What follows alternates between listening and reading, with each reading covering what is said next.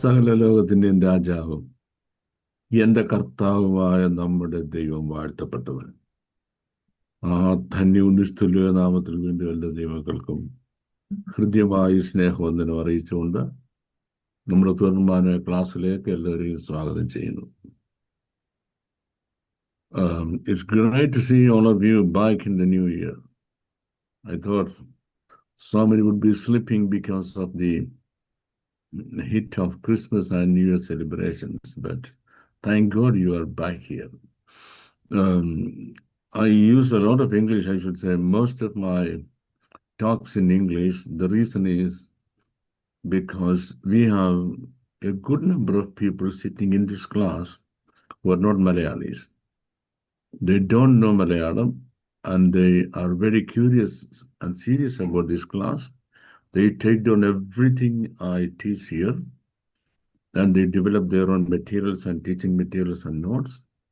And I understand many of them teach in their own groups.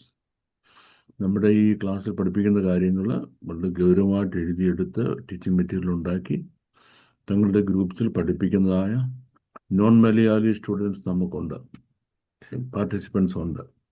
So we should be serious about them.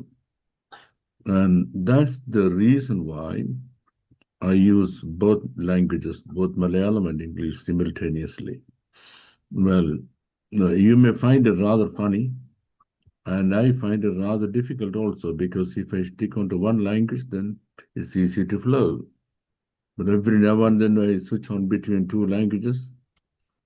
I may have the difficulty, but gospel involves a bit of difficulty in it. സുവിശേഷം പ്രസംഗിക്കുക എന്നുള്ളത് അതിനകത്ത് ഇച്ചിരി ബുദ്ധിമുട്ടൊക്കെ ഉണ്ട്.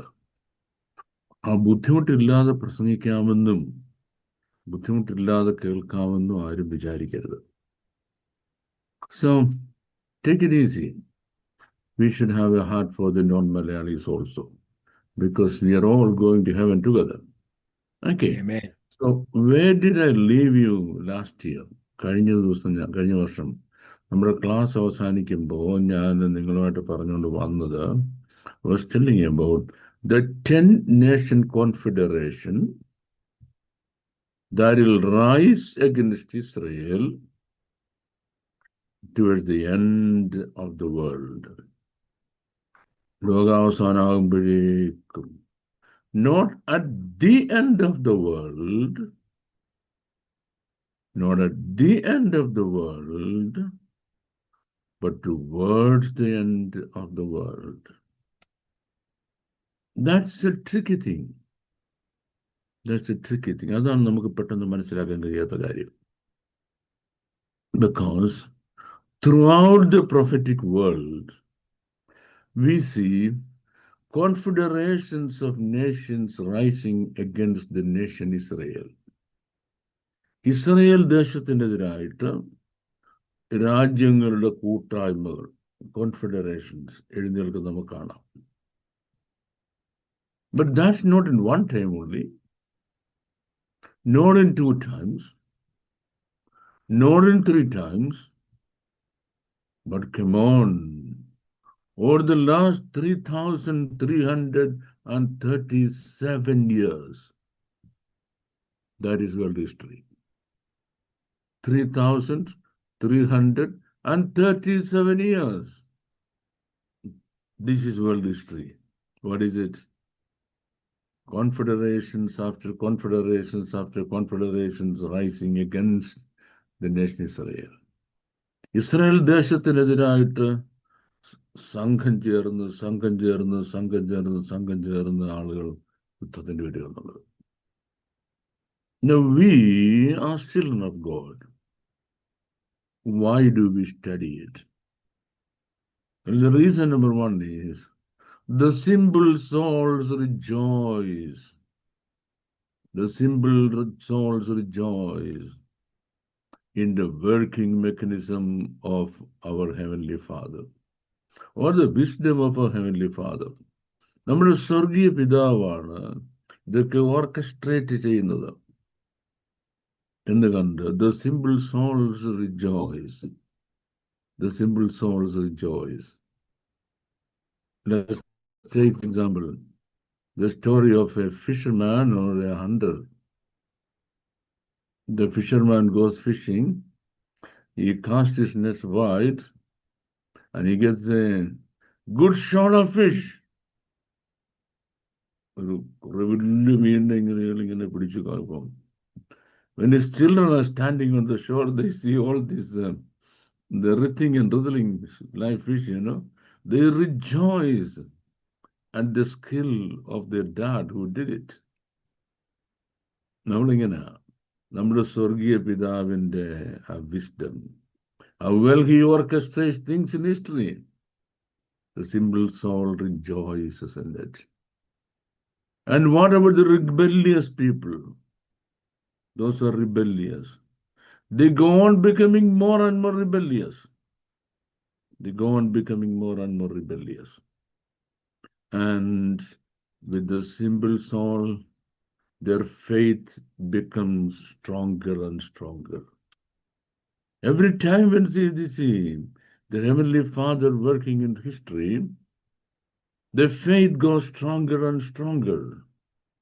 സ്വർഗീയ പിതാവ് ചരിത്രത്തിൽ പ്രവർത്തിക്കുന്നത് കാണുമ്പോൾ സാധാരണ വിശ്വാസിയുടെ വിശ്വാസം ഉയർന്നു ഉയർന്നു ഉയർന്നു വരികയാണ്. He praises God, he thanks God. He rejoices in the ways in which the Lord works. ദൈവത്തിന്റെ പ്രവൃത്തിയിൽ അവൻ സന്തോഷിക്കുകയാണ്. Now today, we are going to look at what God had orchestrated in history, as I told you, thousands of years ago,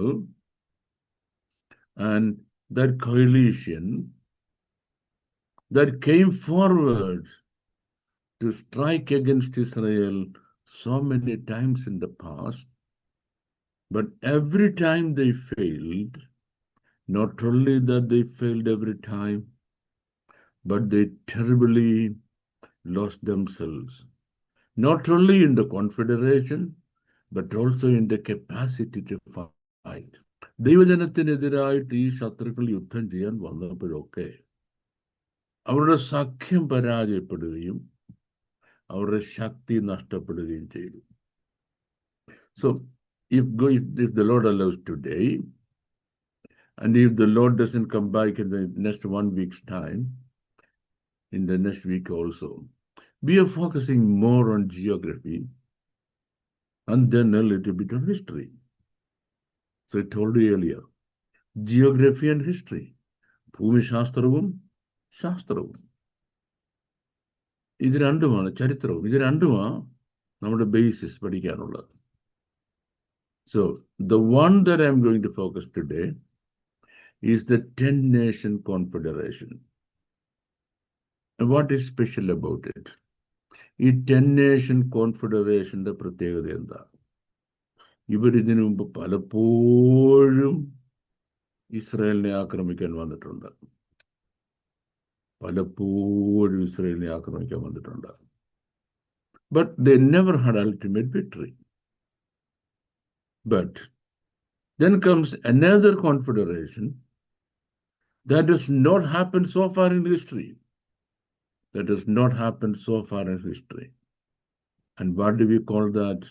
We call that the Gog-Magog War. The Gog-Magog War. For some reason, I must say, for some reason, it remains a mystery throughout history. 2,500 years ago, Prophet Ezekiel prophesied it. 2,500 years ago.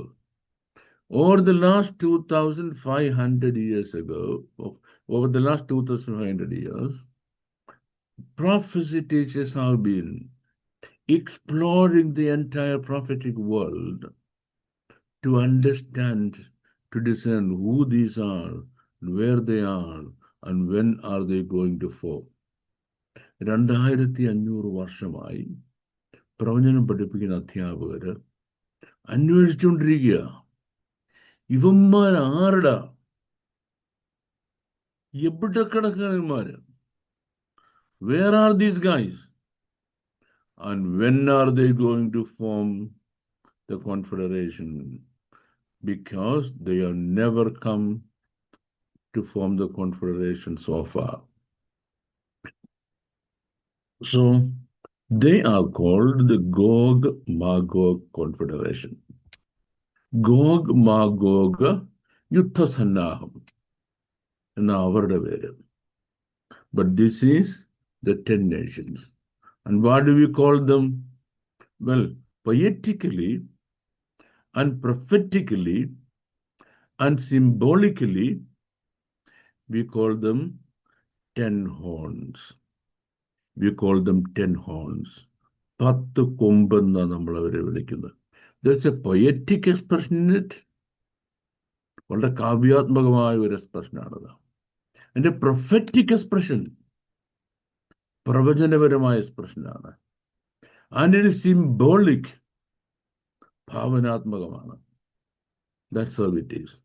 And I believe I gave you the list of them, yes, the list of them, a short list of them last day. That's where we ended our last class. And today I'm bringing you back to them. Fantastic. Come on. Should be ready. Oh, yes. So the second group is called Ishmaelites. The second group is called Ishmaelites. ഇസ്രായേലിനെതിരായിട്ട് യുദ്ധം ചെയ്യാൻ രണ്ടാമത്തെ ഗ്രൂപ്പിന്റെ പേര് ഇഷ്മയേലൈറ്റ്സ് എന്നാണ്. So, you want to understand who they are and where they are? The first thing, you should be able to locate where the nation Israel is. Smith, I think you have located nation Israel.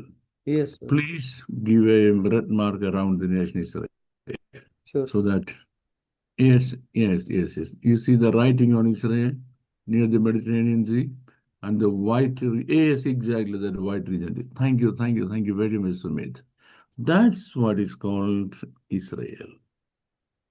Israel adana. It was in the heart of Israel that Abraham lived, and he had his son Ishmael. ഈ വാഗ്ദത്തനാടിന്റെ ഹൃദയഭാഗത്ത് ജീവിച്ച ആളാണ് Abraham. തനിക്ക് തന്റെ മകനായ ഇഷ്മയേലിനെ അവിടെ വെച്ചാണ് ലഭിച്ചത്. And then when Isaac was born, you know the history, Abraham told him, get away.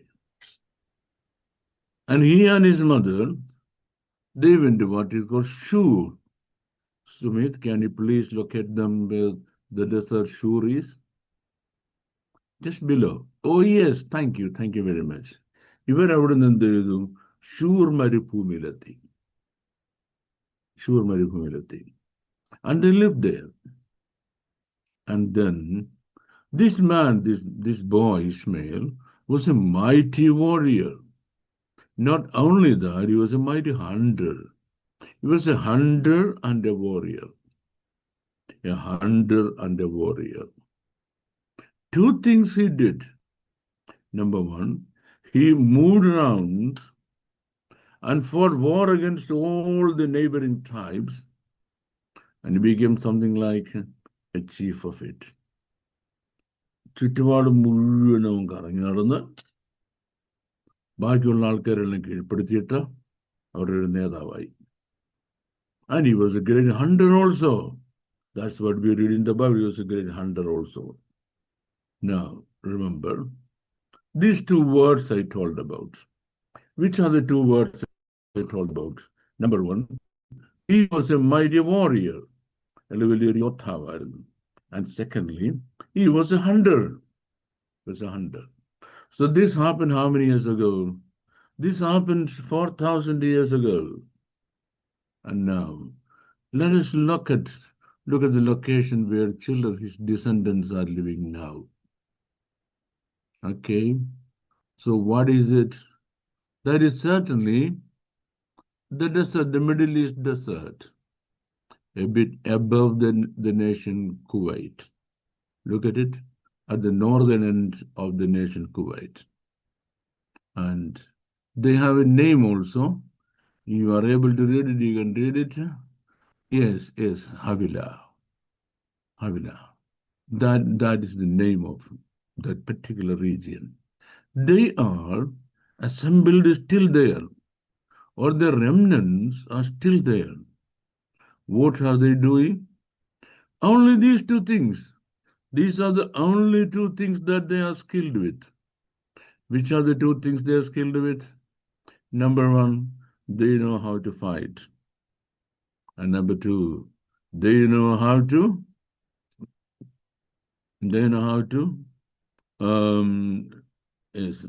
hunt. These are the two things. Say, for example, beneath the soil where they are living. അവര് താമസിക്കുന്ന മണ്ണിനടിയിൽ, how many gallons of petroleum product are there? എത്ര gallon petroleum product ആ ഉള്ളത്? But are they able to explore it? Do they have the technology to explore it? No. Then who has the technology? The Germans have the technology. The Americans have the technology. The French has the technology. Even the British has the technology. അവര് വന്ന് ഇവന്റെ ഈ സാധനം ഈ എണ്ണ ഊറ്റിക്കൊണ്ടുപോകും. അവരെന്തെങ്കിലും നക്കാപ്പിച്ച് അവന് കൊടുക്കും. Does he build his own country? Does he develop his own country? No, he doesn't. Why? Because that was not the blessing given to him. That was not the blessing given to him. The art of living in the desert, turning it into a garden, is a blessing given only to the nation Israel. Are you following me? Don't sleep. Take it seriously. മരുഭൂമിയിൽ താമസിക്കുകയും മരുഭൂമി ഉദ്യാനമാക്കി മാറ്റുകയും ചെയ്യുക. Turn the desert into a beautiful garden of fruits and vegetables and all sorts of food items and the best livestock ever available in the world. That is a skill given only to the nation Israel. മരുഭൂമിയിൽ താമസിക്കുകയും മരുഭൂമിയെ ലോകത്തിൽ മുഴുവൻ ആൾക്കാർക്കും ഭക്ഷണ സാധനങ്ങൾ ലഭിക്കുന്ന സ്ഥലമാക്കി മാറ്റുകയും ചെയ്യുന്നതിനുള്ള കഴിവ് ഇസ്രായേലിന് മാത്രമേ ഉള്ളൂ, ഇവർക്ക് കൊടുത്തില്ല. So they don't have it. I have a few things to read about them. Listen to me. Ishmael, when he grew up and became a bowman means a hunter, Ishmael lived in the wilderness of Paran. Israel, Paran മരുഭൂമിയിൽ താമസിച്ചു. Where is Paran? Paran is that distance between Shur and the particular spot I told you. Then, and his mother got a wife for him from Egypt. Good boy. കല്യാണം കഴിപ്പിച്ചു. The Ishmaelites area of habitation is defined in Genesis 25:18 from Havilah by Shur, which is close to Egypt, according to the description of Saul's battle with the Amalekites. It can be established with certainty that this place is in the southern Palestine. So where is he? In the southern Palestine. Palestine എന്ന് നമ്മൾ ഇന്ന് പറയുന്ന ദേശത്തിന്റെ south ആയിട്ടാണ് ആര് താമസിക്കുന്നത്? നമ്മുടെ ഇഷ്മയേലൈറ്റ്സ് താമസിക്കുന്നത്. Then Genesis 25:13-15 and 1 Chronicles 1:29-31 contains the list of sons of Ishmael. അവിടെ നമ്മൾ ഇഷ്മയേലിന്റെ മക്കളുടെ പേര് പറയുന്നുണ്ട്. In which 12 groups are listed by names. അപ്പം ഇസ്രയേലിന്റെ 12 ഗോത്രങ്ങൾ ഉണ്ടാകുന്നതിന് മുൻപ് ഇഷ്മയേലിന് 12 ഗോത്രങ്ങൾ ഉണ്ടായി. So Israel was yet to have 12 tribes, but first Ishmael had 12 tribes. Yes.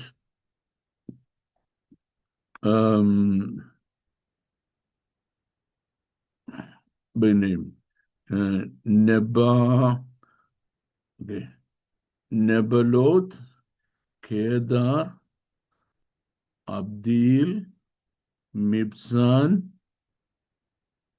Mishma, Duma, Masa, Hadad, Tema, Jatur, Naphish, Kedam. For the number of 12 sons of Ishmael, we see in Genesis 17:20. Now, there is a question. What is the question? Is the God of Israel unjustful or unjustful? ഇസ്രായേലിന്റെ ദൈവം അനീതി കാണിച്ചോ? Before building Israel as a nation of 10 tribes, strong 10 tribes, 12 tribes, what did God do with Ishmaelites? Him God built first. Him God built first. Now, I'm going to turn a little bit away from history. Listen to me. History, so listen to me. Ishmael was a thankful man. Ishmael was a thankful man. In this part of history, you must understand. Otherwise, you will be in trouble. Ishmael was a thankful man. Number one, though Abraham had kept him away at arm's length, when Abraham became old, this his oldest boy, was kind enough to come to take care of Abraham. Abraham ഇവനെ വീട്ടിൽ നിന്ന് ഓടിച്ചു കളഞ്ഞതാ. പക്ഷെ ഇവൻ വീട്ടിൽ വന്ന് അബ്രഹാമിനെ ശുശ്രൂഷിക്കണമായിരുന്നു. With whom? With Isaac. With Isaac, whom he had insulted, whom he had ridiculed before.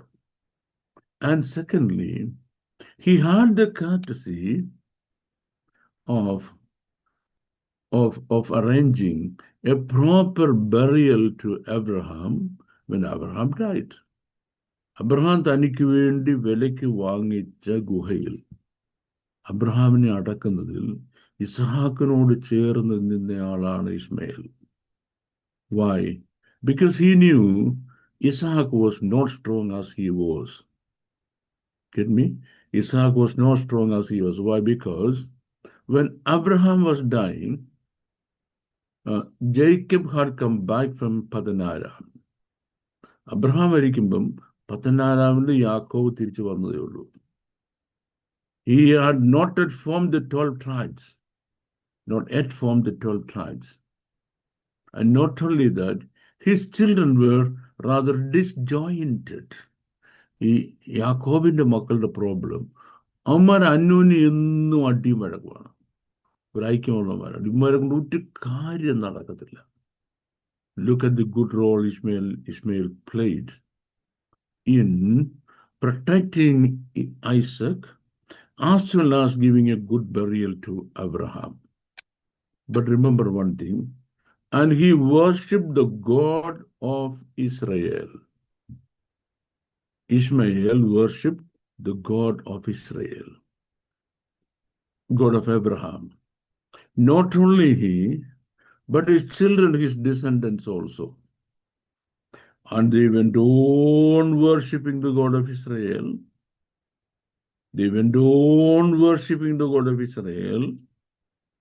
For many centuries to come, until the time of Prophet Muhammad. It is Prophet Muhammad that destroyed their religion and imposed what is called Islam on them. With the imposition of Islam, there happened the decay of Ishmaelites. ഇസ്മേലൈറ്റ്സിന്റെ നാശം തുടങ്ങുന്നത് ഇതിലൂടെ when they were converted into Islam. Okay, not only Ishmaelites, but every nation, every tribe, and every ethnic community, and every people's group, the moment then when they accept, embrace, and welcome Islam, their own decay begins. ഇത് ഇസ്മേലൈറ്റ്സിന്റെ മാത്രം problem അല്ല. ലോകത്തിൽ എവിടെയൊക്കെ ആളുകൾ ഇസ്ലാമിനെ അംഗീകരിച്ചിട്ടുണ്ടോ അവിടെ മുഴുവൻ അവർ മുടിഞ്ഞും മുണ്ട പോലെ വെക്കുക. The land in which I live? Well, that is the worst. That is the worst. The nation that ruled the world all over more than 200 years. Nearly 300 years, the British people ruled the world all over. Now a couple of Islamists are ruling them in their own country, killing all their peace. Every civilization, if any civilization accepted Islam, Islam has made sure that they have destroyed that civilization forever. That's a lesson. That's a lesson which historians should teach the world. But historians are scared. They can't teach it. That's a lesson that politicians should understand and tell the world. They're scared. They can't do it. That's the lesson that religious leaders of Christianity, should understand and teach the world. They won't do it. They are also scared of it. So I told you the second enemy, the first was Adam, Yadom, the second is Ishmaelite, and I think we can come to the third one. Sumit, you are ready somewhere here? Yes, sir. Yes, keep yourself unmute all the time. Huh? Don't ever mute. All right, sir. Okay, because people will like to hear your beautiful voice, sometime or other. Okay, Moab. നിങ്ങൾ ആദ്യം നോക്കേണ്ടത് Israel എവിടെയാണ്, Moab എവിടെയാണ് എന്നാണ്. Where is Israel? Where is Moab? Israel is the red-colored nation. Am I right? No, not that. No, sir. Kingdom of Israel is above that. That is something different. Okay. That is the land of the Philistines. Okay. Israel. Sumit, Yes, please sir. give a full red covering for Israel. Okay, sir. Starting from Judah down in the south. Okay, yes. Come all the way down in the south up to Judah. Yes. And then, oh yes, fantastic. Thank you very much. You did a good job. Next time I'll be giving you some chocolate. Okay? Thank you, sir. Happy boy? Yes, sir. Good boy. Okay. ഇനി നമ്മൾ നേരെ left side right സൈഡിലോട്ട് തിരിഞ്ഞ് turn towards the east. What is the kingdom of Moab? Kingdom of Moab. Okay. Now we're going to I'm going to read some descriptions for you. See whether it helps or not. Moab is the name of an ancient Lebanite kingdom whose territory is today located in the modern state of Jordan. So they are today in the modern state, they are today called Jordan. The land is mountainous and lies alongside much of the eastern shores of the Dead Sea. Look at the Dead Sea. Dead Sea you can't see there now. In the next map, maybe you'll be able to see. Okay. Then the Moabites' capital was Dibon. Moab was often in conflict with its Israelite neighbors to the west. Moab. സമയം കിട്ടുമ്പോഴൊക്കെ പോയി ഇസ്രായേലിനെ ആക്രമിക്കും. According to Genesis 19:30-38. The ancestor of Moab was Lot by incest with his eldest daughter. Lot കള്ളു കുടിച്ചിട്ട് മൂത്ത മോളികളെ പറ്റിച്ചു. അങ്ങനെ വഷളത്തരത്തിലുണ്ടായ ഒരു സന്തതിയാണ് Moab. What a shameful origin, isn't it? What a shameful origin. Do you understand the meaning of the word Moab? Moab. Actually, it's Moab എന്ന് നമ്മൾ ഉച്ചരിക്കുന്നത്. It's Moab. Mo means drawn from. Av means father. അപ്പൊ ഇവള് ഈ ചെറുക്കന് Moab എന്ന് പേരിടാൻ കാരണം I have drawn this boy from my father. എൻ്റെ അപ്പനിൽ നിന്നാണ് എനിക്ക് മോനുണ്ടായത്. എന്നാൽ ഈ വൃത്തികെട്ട പെണ്ണുമ്പളും ഉണ്ടായിരിക്കേണ്ട ഈ കാര്യം. അവരല്ല പറഞ്ഞ് പരിശുദ്ധാത്മാവ് രേഖപ്പെടുത്തിയിരിക്കല്ലേ അല്ലേ, അവർക്ക് എന്ത് ചെയ്യാൻ പറ്റും, പാവം. Okay, so that is the meaning of the Moab. Moab was located on a plateau about 910 meters above the level of the Mediterranean, then, or 1,300 meters above the Dead Sea, rising gradually from north to south.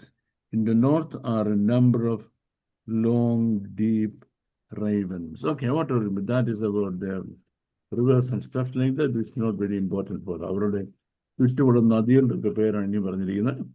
നമുക്ക് നദി ഇവിടെ കിടന്നാൽ നമുക്ക് സാരമില്ല.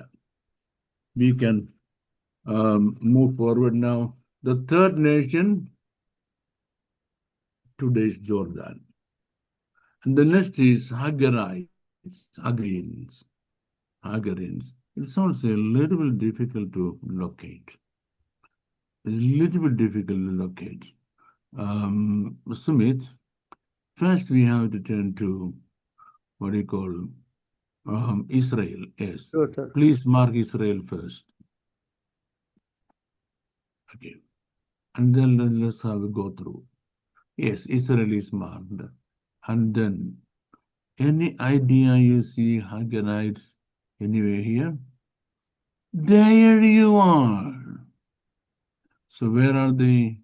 On the north of Jordan. യോർദാന്റെ വടക്ക് ഭാഗത്ത് താമസിക്കുന്ന കക്ഷികളാണ് ഈ പഹയന്മാര്.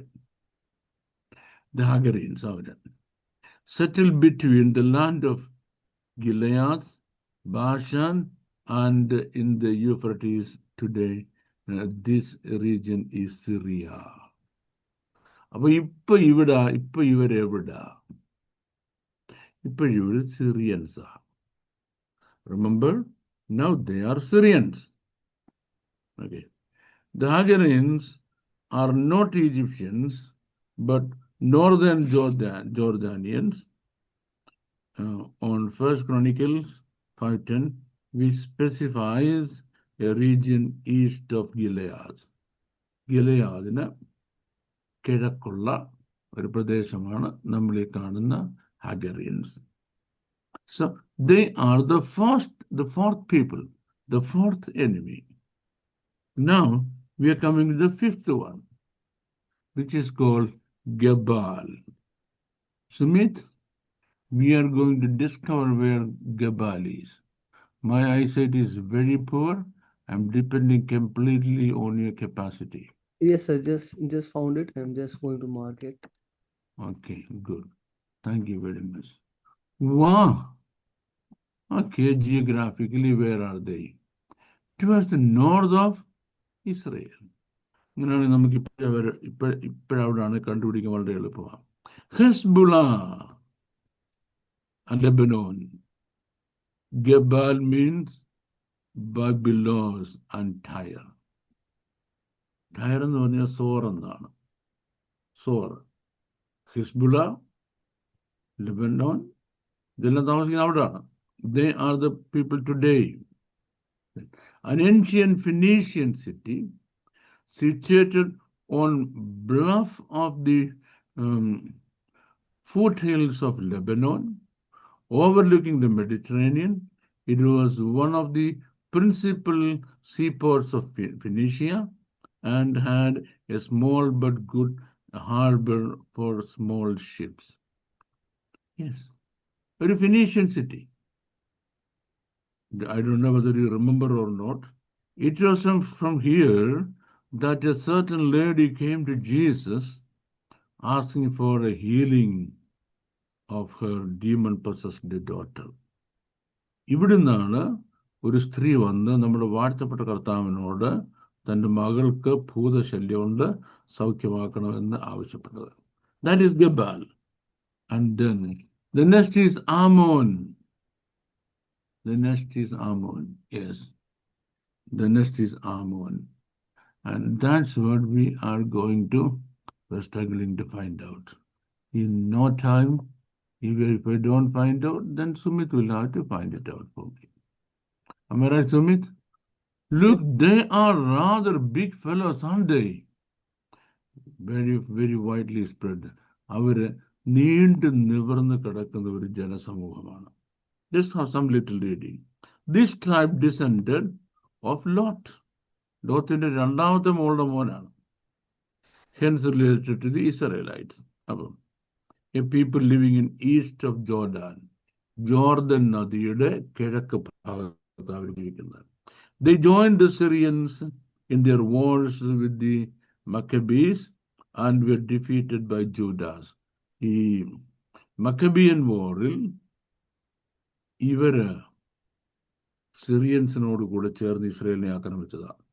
The chief city of the country was Rabbah or Rabat Ammon, site of the modern city of Amman, Jordan's capital. Jordan's capital is Amman. That's what where they are. These fellows are still there. And the next people, that is number 7, is Amalek. Wow, my goodness God. Look at how far and wide Amalek is. Very, very difficult to identify. Very, very, very difficult to identify. The problem with Amalek is so massive. Amalek is so massive. So massive. Because they're so massive, it's very difficult for us to say who is that. If I say that, I think Stuti can understand it better. The whole North India people speak Hindi. Whether it's Punjab or Rajasthan or UP or MP or whatever piece, so many pieces there. Now Chhattisgarh or so many speak Hindi. That's a Hindi belt. Very difficult to find out who is who and what is what. The same way. Amalek is so wide and vast, so wide and vast. Remember, of all the enemies of Israel, the strongest, the one that is going to face a massive destruction is Amalek. അമാലേക്കിന്റെ അത്രയും നാശം ഇസ്രയേലിന്റെ ശത്രുക്കളിൽ വേറെ ആർക്കും face ചെയ്യേണ്ടി വരുന്നില്ല. No other of Israel's enemies would be facing so much of destruction, or I should say so much of punishment of God as Amalek will have to face. Because God has so many prophetic predictions against Amalek. അമലേക്കിനെതിരായിട്ട് ഒരുപാട് prophetic predictions ഉണ്ട്. നമുക്ക് നോക്കാം. The Amalekites were considered to be Amalek's descendants through the genealogy of ഏശാവ്. ശ്രദ്ധിച്ചോണം, ഇവർ ഏശാവിന്റെ മക്കളാണ്. Who is Esau? Yes, the twin brother of Jacob. ജാക്കോബിന്റെ twin brother ആണ് ഏശാവ്. അയാളുടെ മക്കളാണ് ഇവന്മാര്. According to the Bible, the Amalekites inhabited the Negev. Negev മരുഭൂമിയില്. That means just southeast of Israel ആണ് Negev. That's where they were. അവിടെയായിരുന്നു അവർ താമസിച്ചിരുന്നത്. Then, yes, they appear to have lived a nomadic or semi-nomadic lifestyle along the fringes of southern Canaan's agricultural zone. Southern Canaanന്റെ agriculture zone നോക്കി താമസിക്കുന്ന കള്ളന്മാരാണ് ഇവന്മാര്. That means they don't want to work, but they want to plunder. That's what Amalek was. Okay, now we are going to look at the next one, Philistines. Philistia ദേശം. My goodness God. Sumit. Yes, sir. You have seen Philistia now? Yes, sir. Here it is. And all the areas the Philistines occupied. Isn't it? Yes, sir. Okay. No. So some little description about them. Philistines were an ancient people who lived on the south coast of the Canaan from the 12th century BC until 604 BC.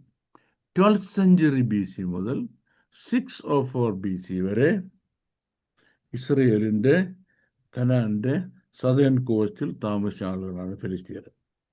Whether the polity, after having already been subjugated for centuries by the Neo-Assyrian Empire, was finally destroyed by King Nebuchadnezzar II of the Neo-Babylonian Empire. Neo-Babylonian Empire ഉണ്ടായപ്പം ഫെലിസ്ത്യൻസിന്റെ empire ആണ് നശിപ്പിച്ചത്. That doesn't mean all the Philistines were destroyed.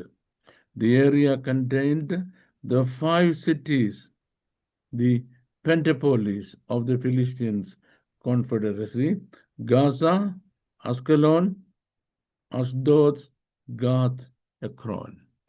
I want to give some little time for my beloved listeners to write down these names. If you got a pen and paper in your hand, please write down this name because that's very important. On Gaza, G-A-Z-A, Gaza. Ascalon, A-S-H-K-E-L-O-N, Ascalon. Ashdod, A-S-H-D-O-D, Ascalon, Ashdod. Gath, G-A-T is Gath. Final, Ekron, E-K-R-O-N, Ekron. Okay. No. So these 5 people are now united. Now united. Anybody sitting in this class can give me by whom? ആരാണ് ഈ 5 പേര് ഇപ്പൊ ഇസ്രായേലിനെതിരായിട്ട് unite ചെയ്തിരിക്കുന്ന ആർക്കും പറയാമോ? എല്ലാവർക്കും അറിയാം, പക്ഷെ പറയത്തില്ലല്ലോ. അങ്ങനെയല്ലേ പാസ്റ്ററെ? Everybody knows the answer, but they won't say. Hamas. Okay. Yes, thank you, Pastor Hamas. ഈ 5 പേര് നമ്മൾ ഇപ്പൊ പറയുമ്പോൾ ഇസ്രായേലിനെതിരായിട്ട് Hamas ഒരുമിപ്പിച്ച് നിർത്തിയിരിക്കുക. Does that make any sense to you? See, these things were written in the Bible. How many thousands of years ago? Isn't it? Moses wrote it 3,500 years ago. Moses wrote it. And what do we see today? Today we see the same thing being fulfilled in front of our very eyes. These same things being fulfilled in front of our very eyes. നമ്മുടെ കണ്ണിന് മുമ്പിൽ ഇതേ കാര്യം സംഭവിച്ചുകൊണ്ടിരിക്കുന്നത് നമ്മളിപ്പോൾ കാണുന്നത്. The next is tyre. വണ്ടിയുടെ ടയറല്ല കേട്ടോ, സോർ നിവാസികൾ, ജനത്തിന്റെ പ്രഭുക്കന്മാർ തന്നെ കാഴ്ചവെച്ച് നിന്റെ മുഖപ്രസാദം തേടും എന്ന് പ്രവചിച്ചിരിക്കുന്ന അതേ സോർ, the same Zor, Tyre. I don't know how to tell you where it is. Now Sumit, you have located it on Israel നേരെ വടക്ക് മേൽ. Zor. Yes. Persians.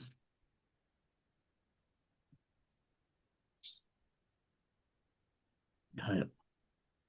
And Tyre is number 9. And number 10 is Assyria.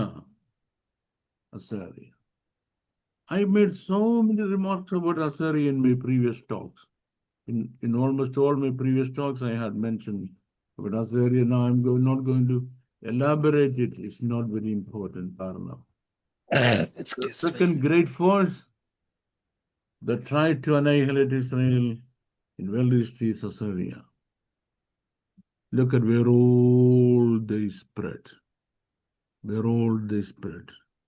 These are the 10 nations confederation. 10 nations confederation that are now behind the curtain. Getting ready to come to the land of Israel, as not as a mighty force to fight against Israel. ഞാൻ പറയുന്നത് ശ്രദ്ധിച്ച് കേട്ടോണം. ആളുകൾക്ക് ധാരാളം ആശയക്കുഴപ്പം ഉണ്ടാക്കുന്ന കാര്യങ്ങളാണ് ഇത്. അതുകൊണ്ടാണ് എനിക്ക് കഴിയുന്നിടത്തോളം നിങ്ങളുടെ ആശയക്കുഴപ്പങ്ങൾ നീക്കി പോകാൻ ആഗ്രഹിക്കുന്നത്. As much as I can. Well, I can't claim that I can remove all your confusions, but at least some of your confusions I might be able to remove. ഒന്ന്, ഇസ്രായേലിനെതിരായി യുദ്ധം ചെയ്യാൻ വരുന്നത് ഞാൻ ആദ്യം പറഞ്ഞ 7 തലകളുടെ റെപ്രസെൻറ്റേറ്റീവാണ്. Remember in one of the former class I told you about 7 heads? Okay. It is their united force that come through Syria will be in straight confrontation with Israel. ഇസ്രായേലിന് നേരിട്ട് confrontation അവരാണ്. Because they are the ones to bring Antichrist to the world stage. Antichristനെ, എതിർ ക്രിസ്തുവിനെ world സ്റ്റേജിൽ കൊണ്ടുവരുന്നുള്ളത് അവരുടെ ഉത്തരവാദിത്വമാണ്. And now the question, these 10 nations, these 10 confederations, look, they have not yet been able to prevail against Israel in all their history. ഇത്രയും നാളും ഇസ്രായേലിനെതിരായിട്ട് നിൽക്കുവാൻ കഴിയാതിരുന്ന അവർ. Do you know what will they do? They come forward and they hand over their power to the Antichrist. All these 10 of them, every 10 of them will hand over their power to Antichrist. എതിർ ക്രിസ്തുവിന് തങ്ങളുടെ അല്പസമയത്തേക്ക്, for a short while, they hand over their power to Antichrist. The Bible says, for a short while, because they have to rise up in power and rule as world power with Antichrist for a short while. Daniel 11 നമുക്കത് പഠിക്കാം. ഒരു അല്പസമയത്തേക്ക്, for a very short period of time, they will rise up in dominions with Antichrist and will wield their power as world dominance for a short period of time. ഒരു കുറച്ചു കാലത്തേക്ക് അവർ എതിർ ക്രിസ്തുവിനോടൊപ്പം അധികാരം പങ്കുവെക്കും. Now the question, what is that short period of time? When will they get power and when will their power lose? Okay, they will get the power when the reign of the Antichrist starts. എതിർ ക്രിസ്തുവിന്റെ ഭരണം ആരംഭിക്കുമ്പോൾ they give their power to Antichrist and Antichrist will give them power back. അവർ തങ്ങളുടെ ശക്തി എതിർ ക്രിസ്തുവിന് വിട്ടുകൊടുക്കുകയും എതിർ ക്രിസ്തു അവരെ തന്നോട് ചേർത്ത് വേൾഡ് പവർ ആക്കി മാറ്റുകയും ചെയ്യും. Second, because they think Antichrist is their person. Yes, he is. But then towards the middle of the 7 years of tribulation, മഹോദരകാലത്തിന്റെ പകുതിയാകുമ്പോൾ Antichrist reveals himself to the world who he is. The real Satan in him will manifest. Antichristനെ പിന്നിൽ പ്രവർത്തിക്കുന്ന real Satan manifested ആകും. When the real Satan manifests, what happens?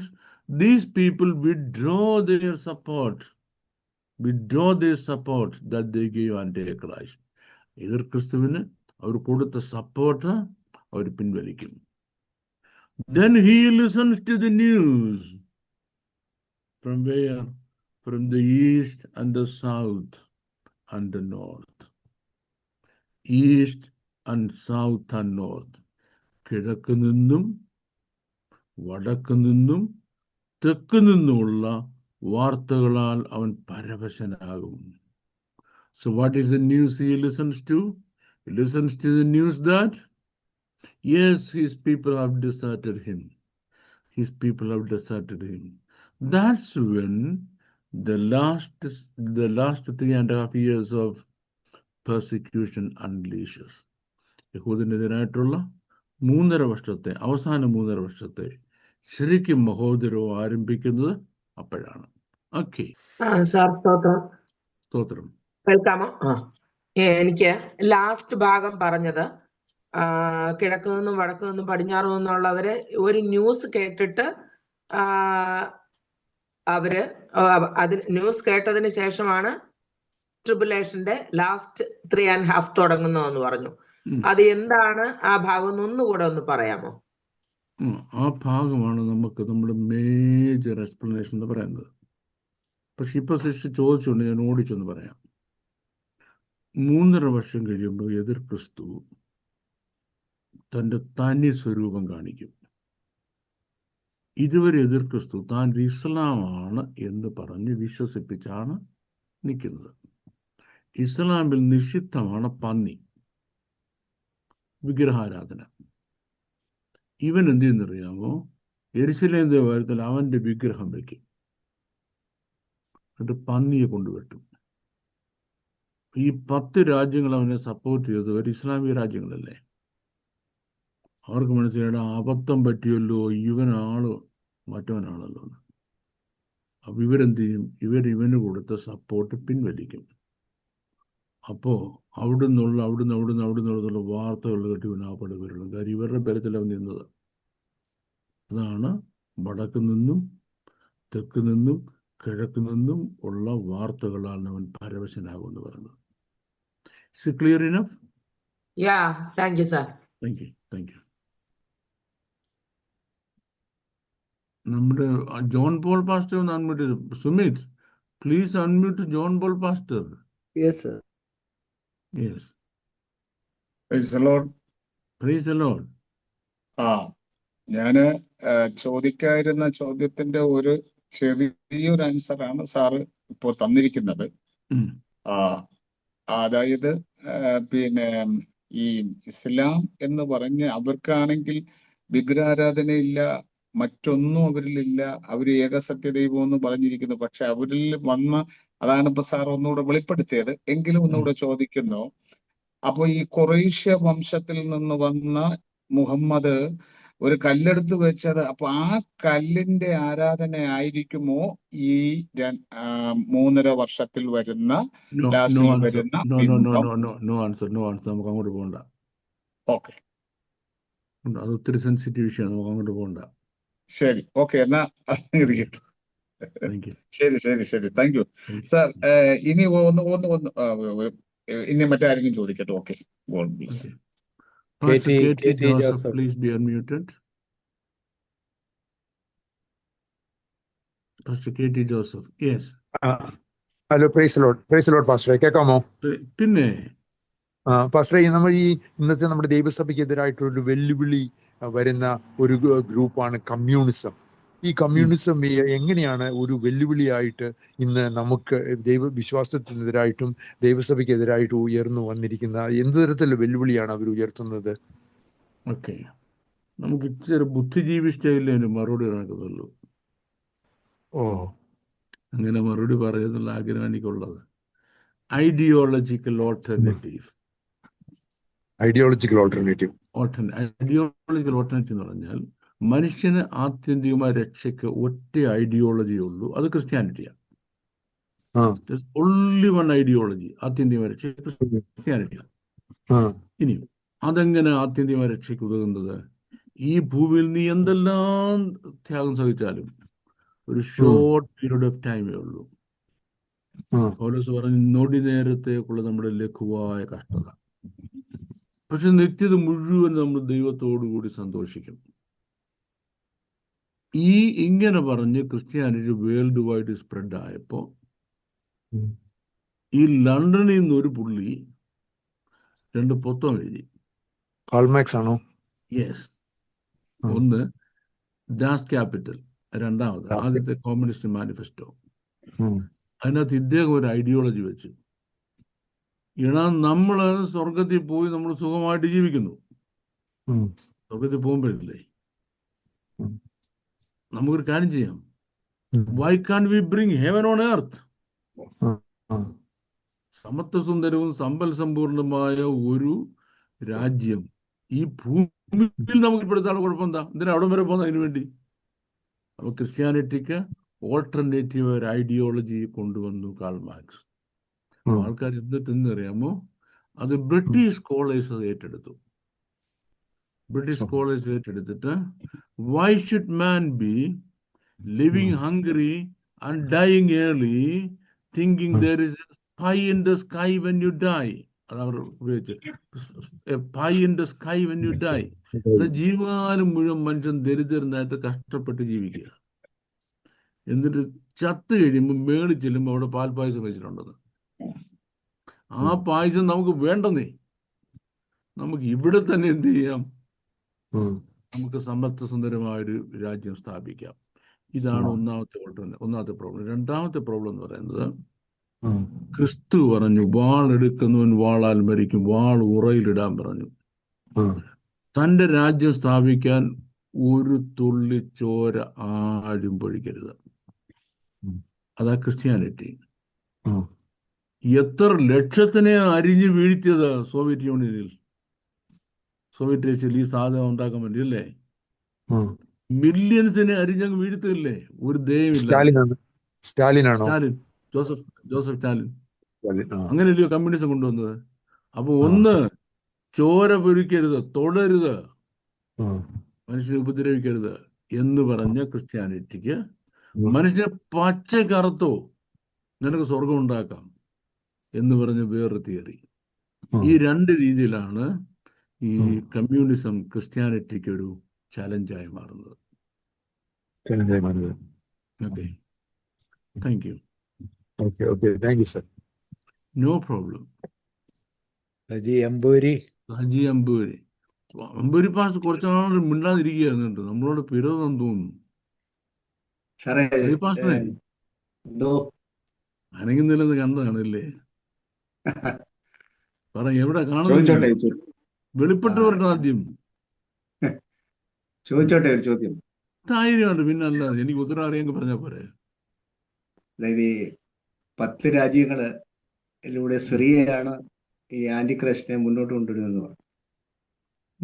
അപ്പോ ഈ 10 രാജ്യങ്ങളുടെ മശീഹയുടെ വരവില് 10 രാജ്യങ്ങൾ മശീഹ നശിപ്പിക്കപ്പെടുകയും, ഇപ്പോൾ ഏതെങ്കിലും ഒരു രാജ്യത്തിന് ഇവരുടെ അറിവില്ലായ്മയിലാണോ ഈ ആന്റി ക്രൈസ്റ്റിനെ കൊണ്ടുവന്നതിന്റെ ഫലമായി ഏതെങ്കിലും ഒരു രാജ്യത്തെ മശീഹ രക്ഷിക്കുമോ അതോ ശിക്ഷിക്കുമോ? 10 രാജ്യങ്ങളെ നശിപ്പിച്ച് കളയുമോ അതോ ഈ പറയുന്ന സഹസ്രാബ്ദ വാഴ്ചയിലേക്ക് ഏതെങ്കിലും ഒരു രാജ്യത്തിന് എന്തെങ്കിലും പ്രതിഫലമോ അല്ലെങ്കിൽ അവരെ തിരികെ വിളിക്കുകയോ എന്തെങ്കിലും ചെയ്യുമോ? തിരികെ വിളിക്കുന്ന ഒരു രാജ്യമാണ് അസേറിയ, മറ്റൊരു രാജ്യമാണ് ഈജിപ്റ്റ്. എൻ്റെ ജനമായ മിസ്രൈമും എൻ്റെ ജനമായ അശൂരും എൻ്റെ മക്കളായ ഇസ്രയേലും. കാരണം അവിടെ ഈ ഇന്നസെന്റായ ഒരുപാട് ആൾക്കാർ അടിമപ്പെട്ടു പോയി. ഇന്നസെന്റ് ഒത്തിരി പേര് അടിമപ്പെട്ടു പോയി. അവർക്കൊരു ചോയ്സും ഇല്ല, അവർക്കൊരു ചാൻസും ഇല്ല. No chance. അവരെ പറ്റി കർത്താവിന് വലിയ കരുണയുണ്ടായിട്ട് അവരെ തിരിച്ച് തൻ്റെ രാജ്യത്തിൽ കൊണ്ടുവന്ന് കൂട്ടിച്ചേർത്തിട്ട് എന്തെന്നറിയാമോ? അവർക്ക് വിശുദ്ധ ഭാഷ പഠിപ്പിച്ചു കൊടുക്കും.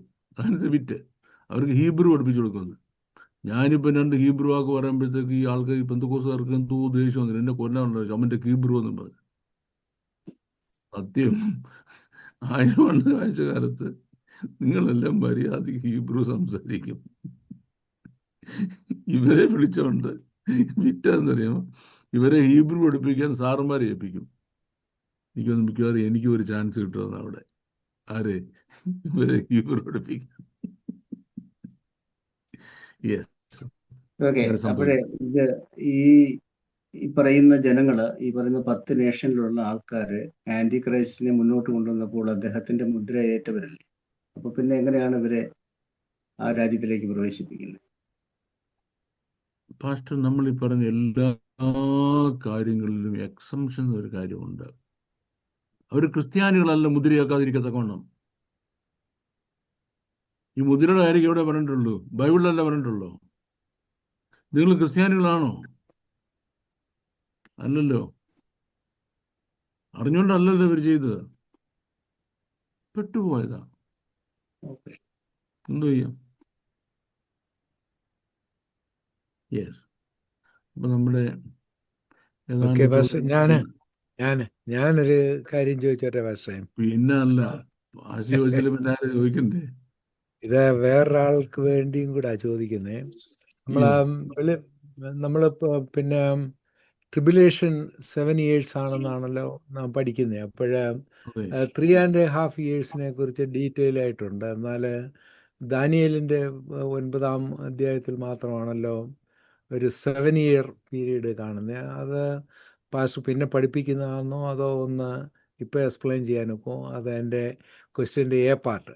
സെക്കൻഡ് പാർട്ട്, നമ്മുടെ യൂപ്രട്ടീസ് ടൈഗ്രീസ് നദി ഏദൻ തോട്ടത്തിൽ നിന്നാണല്ലോ പുറപ്പെട്ടെ. അപ്പോൾ നമ്മൾ പുറകോട്ട് തിരിഞ്ഞു നോക്കിയാൽ ഏദൻ എവിടെയാണെന്നുള്ളത് നമുക്കറിയാമല്ലോ. ഇപ്പം do people know where it is and is it is widely accepted? ഇപ്പൊ വൈഡ്ലി ആക്സെപ്റ്റ് എന്ന് പറയുമ്പോൾ ആര് അക്സെപ്റ്റ് ചെയ്യുന്നുള്ളതാണ്. ഓക്കെ. ഒരു ദേശത്ത് 1000 മൊണ്ടകളും വിവരമുള്ള 3 പേരും ഉണ്ട്. ആ വിവരമുള്ള 3 പേര് അക്സെപ്റ്റ് ചെയ്തോണ്ടെന്ന് നമുക്കറിയേണ്ടത്. മൊണ്ടകൾ അക്സെപ്റ്റ് ചെയ്തെന്നുള്ളതല്ല. ഞാൻ നമ്മുടെ ക്ലാസ്സിൽ ഒരുപാട് പ്രാവശ്യം പറഞ്ഞിട്ടുള്ള പോലെ, ഈ ലണ്ടൻ യൂണിവേഴ്സിറ്റിയിൽ ഡിപ്പാർട്ട്മെന്റ് ഓഫ് ഈജിപ്റ്റോളജിയുടെ ഹെഡ് ഓഫ് ദ ഡിപ്പാർട്ട്മെന്റ് ആയിരിക്കുന്ന പ്രൊഫസർ ഡേവിഡ് റോൾസ്, അദ്ദേഹം ഇത് അന്വേഷിച്ച് പോകുന്നത്. പോയി യൂഫ്രട്ടീസ് നദികളും മേപ്പോട്ട് നടന്ന് എവിടം വരെ എത്തി? ഏദൻ വരെ എത്തി. ഏദൻ വരെ എത്തിയിട്ട് അത് ചുമ്മാ പോവല്ല, വലിയ ക്യാമറ ക്രൂവുമായിട്ടാണ് പോകുന്നത്.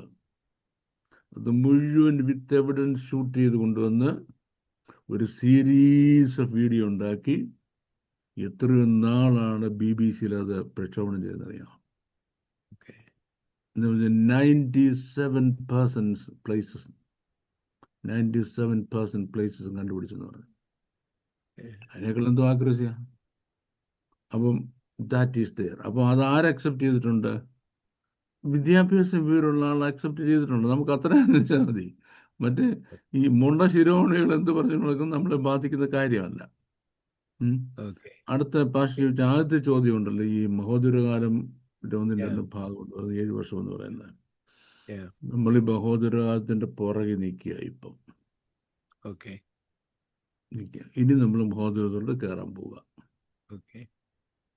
ചിലർ ആയിരിക്കും എൻ്റെ ക്ലാസ് ആണ് മഹോദരകാലം എന്നാണ് ചിലർ.